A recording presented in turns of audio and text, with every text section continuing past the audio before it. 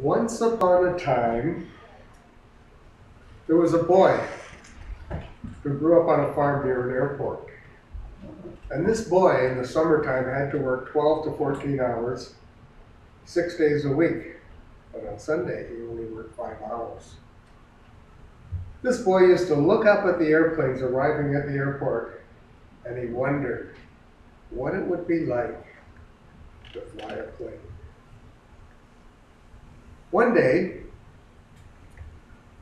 about 20 years later, the boy, who was me, was flying a single-engine Otter float plane on a trip to Minstrel Island from Campbell River. I had about 9 people on board.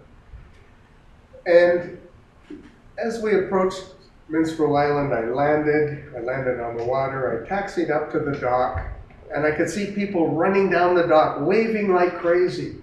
And as I opened my door and started to tie up the airplane, I could hear, "You're on fire, you're on fire!"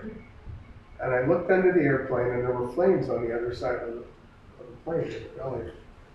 I tied up the plane really quickly.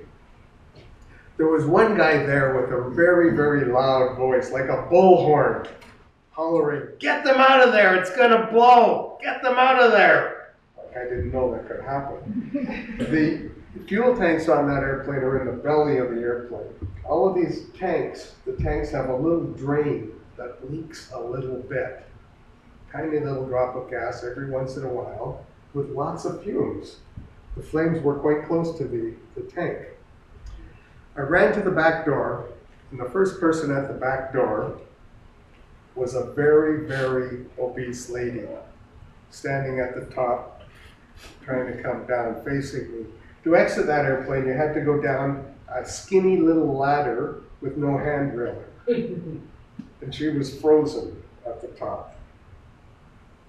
I yelled to the others behind her to get out the other door and go stand on the outside float and to be ready to jump in the water if the plane did in fact burst into flames.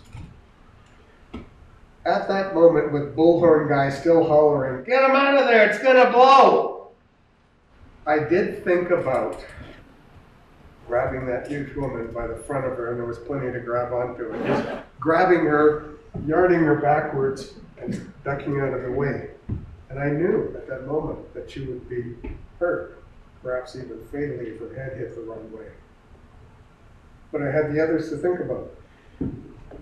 But instead, I said, "Turn around and come down backwards." And I guided her down with my hands on her enormous butt.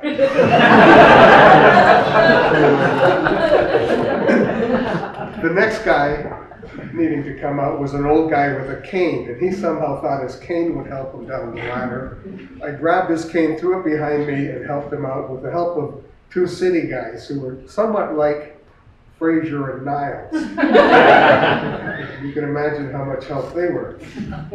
We got him out, we got Fraser and Niles out. The other guys came through the airplane onto the dock. I ran into the airplane, grabbed the large extinguisher, went out the back door and along the float there. And the Bullhorn Guy still hollering, and my knees absolutely shaking, really shaking.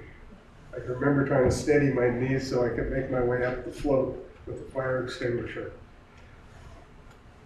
I let go of the contents of the fire extinguisher. There was a huge, huge, huge cloud of white powder all over the place. I couldn't see anything for a few seconds, but the fire was still going. People were running from their boats at the marina there, taking the fire extinguishers off their boats, running to the back of the airplane and passing them through the door. I was grabbing fire extinguishers, making my way along the float and letting them go on the fire. We kept doing this with small extinguishers, big ones, and I was wishing someone would kill Bullhorn Guy. Because it wasn't helping. My knees were still shaking. Finally, the fire was out. I tied the airplane to the dock with 3 more ropes. I started the 600 horsepower engine. I let the engine idle, and I went back to where the fire had been. And I deduced that there was no more of a hazard because what had happened was that unburned oil had gone through the engine, out the exhaust pipe, collected there into a gooey mass, and it had all in fact burned off. So there was no hazard anymore. So I then announced that we were going back. and I knew that there were some passengers booked to go back. Who's going back? Except for one guy. He really wanted to go back to town badly. So he got in the airplane with me. But just as one passenger, I flew back. He was sitting up front beside me. I looked at him, and he had his eyes closed. And I thought, he's thinking about beer and the women in the bar. And I'd seen that look 1,000 times before. I looked back on the floor of the airplane at all the empty fire extinguishers. And a later count would show that there was 14 of them. When I was a boy, looking up at the airplanes, I didn't know I'd have a story like this someday to tell. I knew that at that time I had a story I could have told, and it was about the time when I came in from the field for lunch into the house, and I put my head down on the kitchen table and I fell asleep. And I was awakened roughly by a man who I thought was my father at the time, and he said, "Get the hell back out there!" And I ran back out into the field because I was afraid of him. And I worked all afternoon with no lunch. And after supper, I worked another 3 hours. Now, sometimes, I think about when I used to fly.